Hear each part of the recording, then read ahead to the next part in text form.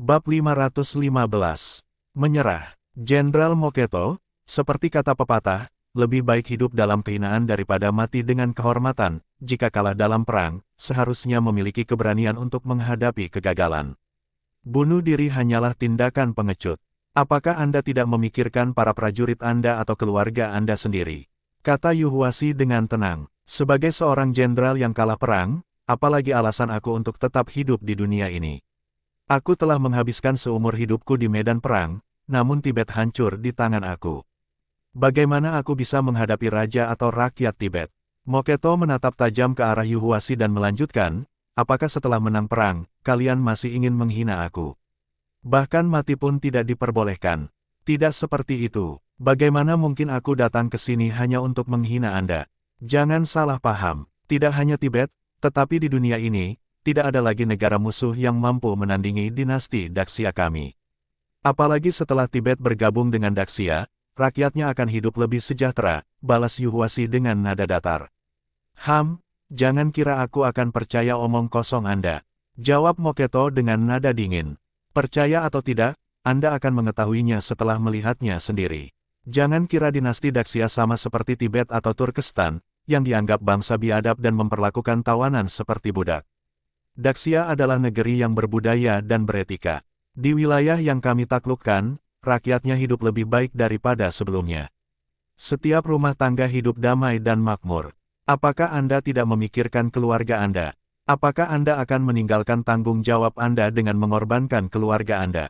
Anda bicara tentang kesetiaan kepada raja dan negara, tetapi yang aku lihat hanyalah seorang pecundang yang melarikan diri dari tanggung jawab.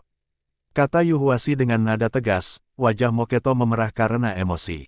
Dia membalas, aku telah mengecewakan kepercayaan rajaku. Apakah salah jika aku menebusnya dengan nyawa aku? Itu salah besar. Kekalahan Tibet adalah hal yang tak terelakkan. Apalagi Adagu juga akan segera ditangkap. Jika Anda tetap hidup, Anda masih bisa membujuknya untuk hidup damai. Selama Adagu masih ada, istri dan anak-anaknya akan tetap terlindungi. Jika Anda mati, Anda hanya akan membuat lebih banyak orang menjadi korban. Omong kosong. Raja kami telah meninggalkan kota melalui jalan rahasia. Kalian tidak akan pernah bisa menangkapnya. Kalau begitu, mari kita bertaruh. Apakah pasukan pengintai kami lebih hebat, atau raja Anda lebih beruntung bisa melarikan diri dari kepungan ini? Ujar Yuhuwasi dengan percaya diri. Wajah Moketo tampak suram. Jangan kalian sudah merencanakan sebelumnya bahwa raja kami akan melarikan diri, sehingga memasang jebakan terlebih dahulu. Sebelum berangkat, kami sudah tahu bahwa kemenangan sudah ada di tangan kami. Karena raja Anda berada di kota ini untuk memimpin pertempuran, bagaimana mungkin kami membiarkannya kabur? Jawab Yuhuwasi. Di saat mereka berdua berbicara, pasukan Tibet di dalam kota sudah sepenuhnya hancur. Ada yang berlutut menyerah, ada pula yang terbunuh. Pasukan berkuda Tibet, yang dulu begitu ditakuti oleh prajurit Daxia, tidak pernah membayangkan hari seperti ini akan tiba. Perintahkan pasukan Anda untuk segera menyerah. Jika Anda tidak ingin lebih banyak keluarga kehilangan tempat tinggal dan nyawa, maka biarkan mereka hidup, kata Yuhuwasi. Mendengar jeritan prajuritnya, Moketo tahu bahwa tidak ada gunanya melanjutkan perlawanan. Dengan mengepalkan tinjunya erat, dia berteriak dengan keras, semua prajurit, dengarkan perintah. Letakkan senjata kalian dan menyerahlah kepada Daxia. Begitu perintah itu keluar, tentara Daxia pun serempak berseru, perintah dari Moketo. Letakkan senjata kalian dan menyerah. Serahkan senjata, maka kalian tidak akan dibunuh. Menyadari bahwa semuanya telah berakhir, para prajurit Tibet berhenti melawan dan melemparkan senjata mereka ke tanah. Dari 70.000 pasukan Tibet, yang masih hidup di dalam kota sudah kurang dari 10.000 orang. Ditambah dengan yang menyerah di luar kota, jumlah total yang selamat kurang dari 30.000 orang. Di antara mereka, banyak yang terluka parah. Jika luka mereka terlalu parah, mereka tetap akan mati. Setelah mereka menyerah, semua diperintahkan untuk melepas baju zirah dan dikumpulkan di satu tempat. Para prajurit yang terluka dirawat oleh tabib khusus yang dibawa bersama pasukan Daxia. Melihat bahwa para tawanan diperlakukan dengan baik, tanpa cercaan atau siksaan, bahkan diberi perawatan, Moketo akhirnya merasa lega. Setidaknya Daxia memenuhi janji mereka untuk tidak menyiksa mereka. Pada saat itu, Lin Hai datang bersama sekelompok prajurit memasuki kota. Dia memberikan acungan jempol kepada Yuhuasi sambil berkata, "Hebat, begitu cepat kamu bisa mengalahkan pasukan musuh." Yuhuasi tersenyum tipis. "Semua ini karena senjata yang kamu buat. Tanpa meriam berat, mustahil kami bisa merebut kota besar ini dengan begitu mudah." Ini adalah Jenderal Moketo. Dia menyerah secara sukarela demi melindungi nyawa para prajuritnya. Yuhuasi memperkenalkan Moketo. Lin Hai menatap Moketo dan turun dari kudanya. Dengan ramah, dia menyapa, "Aku Lin Hai, wakil Panglima Pasukan Penakluk Utara." "Salam hormat, Jenderal Moketo. Lama tidak berjumpa, semoga Anda baik-baik saja." Moketo menatap Lin Hai dengan tajam. "Tidak pernah aku bayangkan Tibet akan kalah di tanganmu. Jika bukan karena senjata yang kamu buat, Daxia tidak akan pernah bisa mengalahkan kami." "Jenderal, Anda terlalu memuji. Kekalahan ini mungkin bukan hal buruk dalam jangka panjang. Setidaknya rakyat Tibet bisa hidup lebih baik," jawab Lin Hai. Aku tidak percaya kata-katamu," balas Moketo sambil memalingkan wajah. "Ya, kata-kata saja tidak akan cukup. Setelah Adagu ditangkap dan dibawa ke ibu kota, Anda bisa menemaninya. Dalam perjalanan ke Daxia, Anda akan melihat bagaimana kehidupan rakyat Turkestan. Mereka memiliki ternak, tanah untuk bertani, dan hidup dengan damai. Jika bukan karena kaum bangsawan Tibet yang terus mengeksploitasi mereka, bagaimana mungkin rakyat bisa hidup begitu sengsara dulu?" Moketo tidak menjawab, namun hatinya mengakui kebenaran ucapan Lin Hai. Dalam wilayah yang miskin seperti milik mereka, para bangsawan hidup dengan memeras rakyat. Jika tidak ada eksploitasi, rakyat tentu bisa hidup lebih baik. Namun, Moketo masih sulit sepenuhnya percaya bahwa Daxia akan memperlakukan rakyat Tibet dengan baik. Semua ini harus dia saksikan sendiri, karena telah menyerah, dia kehilangan keberanian untuk bunuh diri, justru sekarang dia mulai merindukan keluarganya, ingin kembali dan melihat mereka serta cucunya. Di saat itu, terdengar suara gaduh dari luar, dengan sombong Liu Ergo masuk dengan menunggang kuda, diikuti oleh barisan tawanan Tibet. Di antara mereka, tampak seseorang yang sangat mencolok. Dia berpakaian mewah namun sangat lusuh, dengan tubuh penuh tanah, rambut acakan, dan tangan terikat. Langkahnya terhuyung, didorong oleh para prajurit, mata Moketo terbelalak dan berlari ke arah orang itu. "Lepaskan raja kami." Namun Liu Ergo tidak peduli siapa yang berbicara. Dengan penuh arogansi, dia mencambuk Moketo, membuatnya terjatuh. Moketo segera berdiri dan berlari lagi. Liu Ergo mengangkat cambuknya untuk memukul lagi, tetapi Lin Hai segera menghentikannya. "Ergo, hentikan. Cepat lepaskan ikatan Adagu dan perlakukan dia dengan hormat. Bagaimana bisa kita mengikatnya seperti ini?" Bab 516. Tawanan Perang. Liu Ergo merasa sedikit tidak adil diperlakukan seperti itu dan berkata, "Tuan, Anda mungkin tidak tahu. Awalnya aku juga ingin memperlakukan mereka dengan sopan. Tetapi orang-orang ini sangat ganas, bahkan berusaha menyerang kami secara diam-diam. Kalau tidak memberi mereka sedikit pelajaran, mustahil kami bisa membawa mereka ke sini. Segera lepaskan ikatan mereka," kata Lin Hai. Tentu saja dia tidak bermaksud menyalahkan Liu Ergo. Namun, setelah mereka dibawa ke kota dan berada di depan begitu banyak tawanan lainnya, mereka tetap harus memberikan penghormatan kepada Adagu.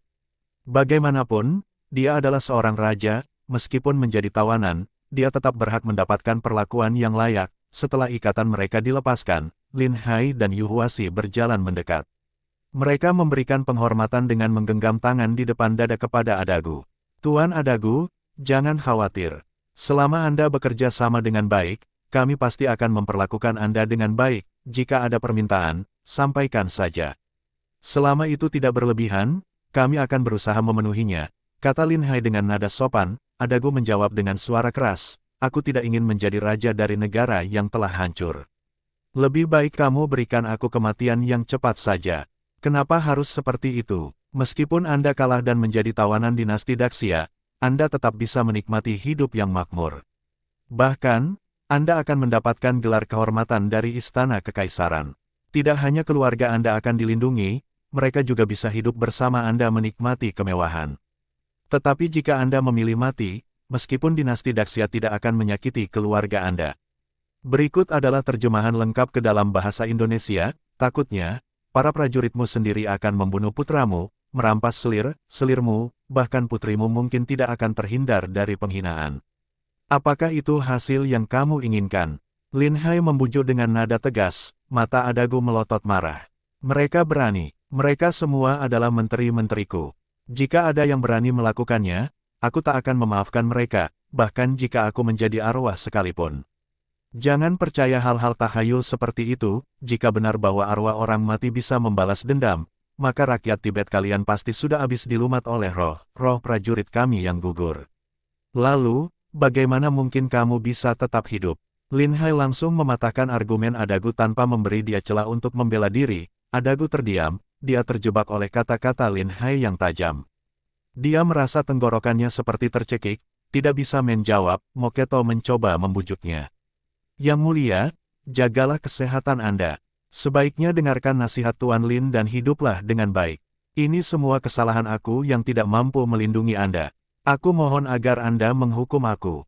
Lin Hai melambaikan tangannya. Kalian semua adalah tawanan kami sekarang.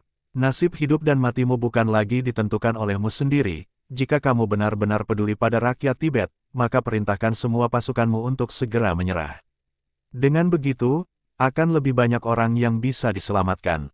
Lin Hai melanjutkan dengan nada serius, bahkan jika kamu tidak mau menyerah, itu tidak masalah. Kamu sudah melihat sendiri senjata-senjata milik dinasti Daxia kami. Beberapa kota yang tersisa akan mudah sekali kami rebut. Jika kamu terus melawan, itu hanya akan membuat lebih banyak prajuritmu mati sia-sia. Kaum muda yang seharusnya menjadi tulang punggung rakyat akan gugur di medan perang. Lalu, bagaimana dengan istri dan anak-anak mereka? Dengan apa mereka akan hidup? Di musim dingin nanti, mungkin mereka akan mati kedinginan atau kelaparan. Apakah itu yang ingin Anda lakukan sebagai seorang raja? Aku tidak ingin terlalu banyak mengulang kata bijak. Jika Anda benar-benar ingin bunuh diri, aku sama sekali tidak akan menghalangi Anda. Bahkan, aku akan membantu memastikan Anda dimakamkan dengan layak. Namun, jika Anda memilih untuk hidup, maka istri dan anak-anak Anda bisa hidup nyaman bersama Anda. Dinasti Daxia akan memberikan gelar dan penghormatan kepada Anda, sehingga Anda bisa menjalani kehidupan yang makmur, ujar Lin Hai dengan tegas. Setelah berkata demikian, Lin Hai melambaikan tangannya, memberi isyarat kepada Liu Ergo dan para prajuritnya untuk menjauh. Jika Adagu benar-benar ingin bunuh diri, maka pasti ada beberapa prajurit yang menolak menyerah. Namun, bahkan jika perlawanan dilanjutkan, dinasti Daxia dapat dengan mudah memusnahkan mereka semua tanpa sedikit pun kesulitan. Setelah itu, malah akan lebih sedikit masalah di masa depan. Adagu membuka mulutnya seolah ingin berbicara, tetapi tidak ada kata-kata yang terucap. Lin Hai sama sekali tidak memberinya muka, bahkan enggan untuk membujuk lebih jauh lagi. Menurut prosedur biasa, seorang pemimpin seperti Adagu biasanya akan berpura-pura ingin mati, sehingga sang komandan perlu menenangkannya dengan baik, menawarkan beberapa janji, dan akhirnya membujuknya untuk menyerah. Namun, kali ini berbeda. Lin Hai telah lebih dulu menawarkan semua hal yang masuk akal. Jika Adagu mengajukan permintaan yang berlebihan, itu pun tidak akan dipenuhi. Hal itu hanya akan membuatnya kehilangan muka lebih jauh. Awalnya, saat baru ditangkap, Adagu masih memiliki keberanian untuk bunuh diri. Namun, seiring waktu berlalu, pikiran untuk bunuh diri terasa semakin sulit dilaksanakan, dan dia mulai merasa enggan untuk mati. Tuan Lin, bagaimanapun juga, raja kami adalah seorang pemimpin sebuah negara. Tidak bisakah Anda sedikit lebih fleksibel dan memberikan raja kami sedikit penghormatan? Kata Moketo dengan nada kesal. Sebagai tawanan, Anda harus memiliki kesadaran diri sebagai tawanan. Jika Anda bekerja sama dengan baik, maka hidup Anda di masa depan akan lebih nyaman. Tetapi jika Anda menjadi tawanan yang sulit diatur dan selalu mencari kesalahan, maka yang akan menderita hanyalah diri Anda sendiri. Jawab Lin Hai dengan suara dingin, sudahlah. Dinasti Daxia adalah bangsa yang penuh tata krama, sebuah negeri yang subur dan makmur. Aku, Raja Adagu, dengan ini bersedia menyerah, kata Adagu sambil menarik napas panjang. Dia merasa Lin Hai benar. Orang bijak adalah mereka yang tahu kapan harus menyesuaikan diri. Dalam situasi seperti ini, terus mencoba melawan atau mencari alasan untuk mati hanya akan mempermalukan dirinya sendiri. Terlebih lagi, Tibet tidak memiliki kemampuan atau sumber daya yang dapat membantu dinasti Daxia, kekuatan dinasti Daxia terlalu kuat, mampu mengalahkan negara manapun dengan mudah. Prajurit Tibet tidak dibutuhkan dalam peperangan lagi, sehingga Adagus sudah kehilangan sandaran terakhirnya. Jika ingin tetap hidup, dia tidak punya pilihan selain menerima nasibnya dan bertahan dengan cara yang rendah hati. Selamat, Tuan Adagu, atas keputusan yang bijak. Kami mohon Anda menyampaikan kepada prajurit Anda untuk mematuhi perintah dinasti Daxia. Setelah perang usai, kami pasti akan mengizinkan mereka pulang ke rumah masing-masing, kata Lin Hai dengan senyuman. Dengan rasa tak berdaya, Adagu berjalan ke hadapan para prajuritnya. Untuk mengurangi korban di pihak prajurit Tibet, aku, Raja Adagu, memutuskan untuk menyerah kepada dinasti Daxia. Kalian semua harus mematuhi perintah dari dinasti Daxia, jangan melakukan tindakan yang berlebihan. Panglima dinasti Daxia telah memberikan janji kepada raja ini bahwa selama kalian bekerja sama dengan baik, maka kalian tidak akan diserang, ujar Adagu. Dengan pernyataan dari Raja Adagu, sisa semangat perlawanan prajurit Tibet benar-benar sirna. Jika raja mereka sendiri sudah menyerah, apa gunanya mereka terus berjuang lagi? Tanpa senjata dan baju zirah, para prajurit Tibet tidak memiliki kemampuan untuk melawan lagi. Semua prajurit yang menyerah dikumpulkan dan ditahan di satu tempat. Mereka diberikan makanan dan air yang cukup. Selain itu, penduduk kota juga dihibur dan ditenangkan. Sebagian dari persediaan bahan makanan yang sebelumnya dikumpulkan oleh Tibet didistribusikan kembali kepada rakyat. Hal ini memastikan penduduk kota tidak akan kelaparan. Melihat apa yang dilakukan Lin Hai, Moketo mulai merasa yakin bahwa Lin Hai tidak berbohong. Penduduk mereka tidak diperlakukan seperti budak. Sebaliknya, mereka bahkan diberi makanan. Hati Moketo pun mulai merasa lega. Setidaknya, kekalahan mereka tidak membawa bencana bagi rakyat Tibet. Kemudian Lin Hai mengirim pasukan pengintai untuk menyebarkan kabar bahwa Adagu telah menyerah. Tujuannya adalah agar rakyat Tibet benar-benar kehilangan niat untuk melawan dan bersedia menjadi warga dinasti Daxia dengan baik. Selain itu, para prajurit penjaga kota lainnya juga dihimbau untuk berhenti melawan dan menyerah dengan sukarela. Berita itu mulai menyebar, dan para penjaga kota Tibet merasa seolah langit telah runtuh. Semua kekuatan terbaik Tibet telah dikerahkan di garis depan. Mereka dipimpin oleh Moketo, seorang jenderal paling berpengalaman, dengan Raja Adagu sendiri hadir untuk membangkitkan semangat pasukan. Namun, bagaimana mungkin mereka bisa dikalahkan secepat itu? Sebagian besar prajurit telah gugur dan ditawan, sementara yang berhasil melarikan diri hanya sedikit. Bahkan raja mereka telah ditangkap dan menyerah kepada dinasti Daxia. Meski masih ada beberapa kota yang tersisa, mereka tidak memiliki cukup pasukan untuk bertahan lagi. Apalagi tanpa seorang raja, bagaimana mungkin mereka bisa melawan serangan dinasti Daxia? Bab 517. Perlawanan. Kerajaan Tibet telah runtuh. Sebagian besar prajurit dan rakyatnya merasa putus asa dan kehilangan semangat. Langkah selanjutnya adalah menyerah kepada dinasti Daxia, menyerahkan kota-kota mereka, dan menyerahkan kekuasaan militer. Namun, ada segelintir pejabat yang masih enggan mematuhi perintah Raja Adagu. Mereka berencana mendukung putra sulung Adagu untuk naik tahta sebagai raja baru dan melanjutkan perlawanan, meskipun semua orang tahu bahwa dalam kondisi seperti ini mustahil untuk melawan dinasti Daxia, namun kelompok ini tetap berusaha. Mereka bahkan mengirim utusan ke kerajaan Turkestan dan wilayah barat, berharap bisa mendapatkan bantuan militer dari sana. Sementara itu, Feng Mo, seorang pejabat sipil Tibet, merasa sangat panik dan bingung setelah mendengar kabar tersebut. Ia menjadi linglung, seolah-olah jiwanya telah hilang. Raja kita ditawan, 70.000 pasukan kita habis tak bersisa. Kerajaan Tibet kita telah hancur. Sejak kapan pasukan dinasti Daxia menjadi sekuat ini? Namun, ada sebagian yang tetap keras kepala. Tidak, Tibet kita masih memiliki 5 kota yang tersisa. Selama para prajurit berani berkorban, pasti kita bisa menghentikan laju dinasti Daxia. Banyak pejabat sipil berkumpul dan sepakat untuk tidak menyerah. Mereka tidak rela kehilangan gaya hidup mewah yang selama ini mereka nikmati. Maka, mereka memutuskan untuk mengangkat pemimpin baru dan melanjutkan perlawanan terhadap dinasti Daxia.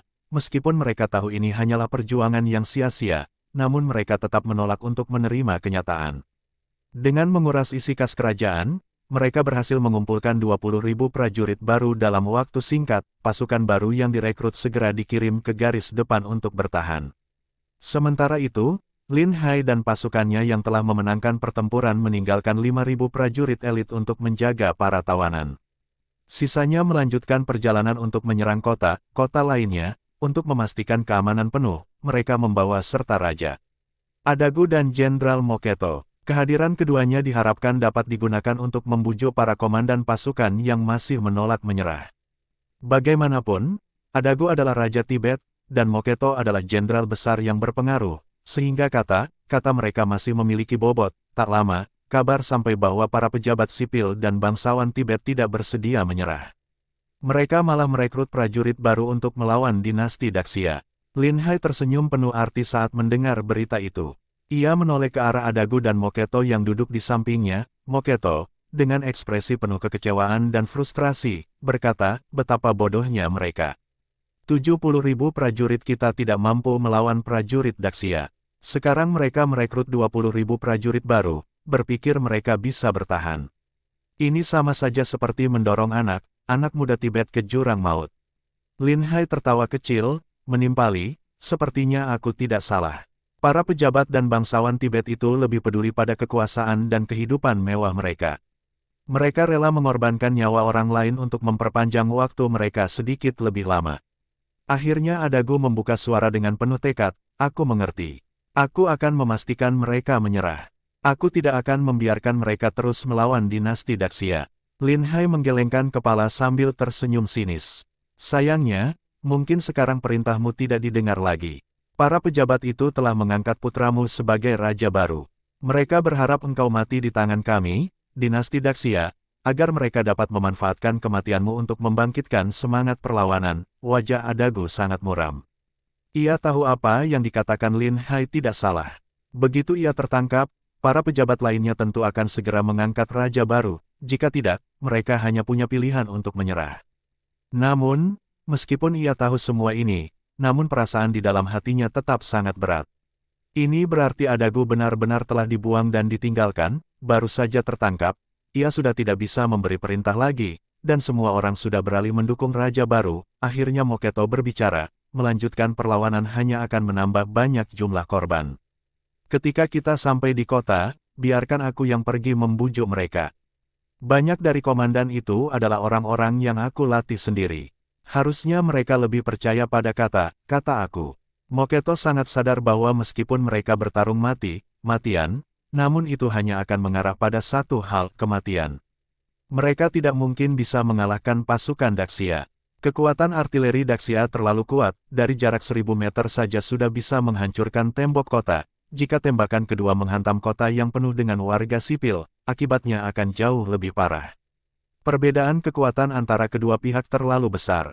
Bahkan jika mereka punya 20.000 prajurit, itu tetap tidak akan cukup. Baiklah, kita coba dulu. Jika bujukan gagal, kita harus mulai dengan tembakan meriam, jawab Lin Hai. Pasukan segera bergerak maju menuju kota berikutnya, dan pasukan penjaga kota Tibet sudah siap bertahan. Namun kali ini, persiapan mereka jauh lebih buruk, bahkan balista berat pun hampir tidak ada. Mereka bahkan masih bermimpi bisa mengalahkan pasukan Daxia dengan cara ini. Lin Hai membawa pasukannya keluar jangkauan tembakan musuh, sambil membawa Adagu dan Moketo bersama. Kedua tuan, bisa atau tidak menyelamatkan nyawa mereka tergantung pada kalian. Semoga kalian bisa membujuk mereka untuk menyerah. Jika tidak, kita terpaksa bertindak, kata Lin Hai. Biarkan aku yang melakukannya, Moketo berkata, lalu menunggang kuda dan berjalan maju sekitar 10 meter. Kemudian dia berteriak keras ke arah para penjaga di atas tembok kota, aku Moketo, siapa komandan yang menjaga kota? Biarkan dia berbicara dengan aku. Mendengar nama Moketo, para penjaga di atas tembok kota mulai panik dan ada kegaduhan. Beberapa saat kemudian, seorang figur muncul di atas tembok. Moketo, kamu tidak bisa menjaga raja dengan baik, malah menyerah kepada musuh. Kamu sudah bukan komandan kami lagi, tidak ada yang akan mengikuti perintahmu lagi. Moketo berteriak keras, kalian tidak tahu betapa mengerikannya pasukan Daxia. Dengan pasukan sebanyak ini, kalian sama sekali tidak akan bisa menahan mereka. Jika tidak ingin mati, segeralah menyerah. Raja sudah memutuskan untuk menyerah kepada Daxia, tapi kalian masih berani melawan perintah raja. Kami sudah punya raja baru, Adagu bukan raja kami lagi. Tangkap dia dan bunuh dia. Jangan biarkan dia menggoyahkan semangat juang kami. Para pemanah di atas tembok segera mengambil busur dan melepaskan panah. Moketo segera menunggang kudanya dan mundur dengan cepat, melihat wajah Moheto yang suram. Lin Hai berkata, Tuan Moheto, sebaiknya beristirahatlah. Orang itu hanya peduli dengan kepentingan mereka sendiri, mereka tidak akan mendengarkan kalian lagi. Hanya dengan mengalahkan mereka, mereka baru akan mendengarkan nasihatmu. Yu Huasi tidak menunda lagi, segera memberi perintah kepada artileri untuk mempersiapkan tembakan. Adagu dan Moheto menyadari bahwa mereka tidak bisa menghentikan perang ini lagi. Dengan berat hati, mereka mengendalikan kuda dan kembali ke markas besar, karena mereka tidak sanggup melihat rakyat mereka terbunuh. Yu Huasi memberi perintah untuk membuka tembakan. Para prajurit penjaga kota dari Tibet mendengar beberapa suara ledakan keras. Setelah itu, peluru meriam menghantam tembok kota. Mereka yang terkena tembakan peluru besi solid tidak sempat menjerit, tubuh mereka hancur berantakan, bahkan tak terlihat bentuk tubuhnya lagi. Peluru meriam menghantam ke segala arah, dan membunuh banyak prajurit. Kekacauan melanda seluruh tembok kota, para prajurit itu akhirnya mengerti bagaimana pasukan mereka bisa kalah. Serangan seperti ini belum pernah mereka saksikan sebelumnya. Bola besi solid yang jatuh dari udara sangat kuat, tidak ada yang bisa menahannya. Bahkan ketika menghantam tembok benteng, tembok itu langsung hancur. Ketika mendarat di tanah, meriam itu dapat meruntuhkan tembok. Setelah serangan pertama yang mematikan, belum sempat mereka pulih, serangan kedua segera datang. Prajurit yang bertahan di tembok kota benar-benar sangat ketakutan. Mereka yang tidak mati oleh ledakan segera melarikan diri dari tembok kota. Semua prajurit itu berlari menuruni benteng, serangan meriam berlanjut beberapa putaran, dan tembok kota pun hancur porak-poranda. Tembok ini dibangun dengan batu bata yang dibakar, dan konstruksinya jauh lebih lemah dibandingkan tembok kota Daxia. Tembok ini sama sekali tidak mampu menahan gempuran meriam yang terus-menerus. Melihat kesempatan itu, Yu Huasi segera memberi perintah untuk melancarkan serangan.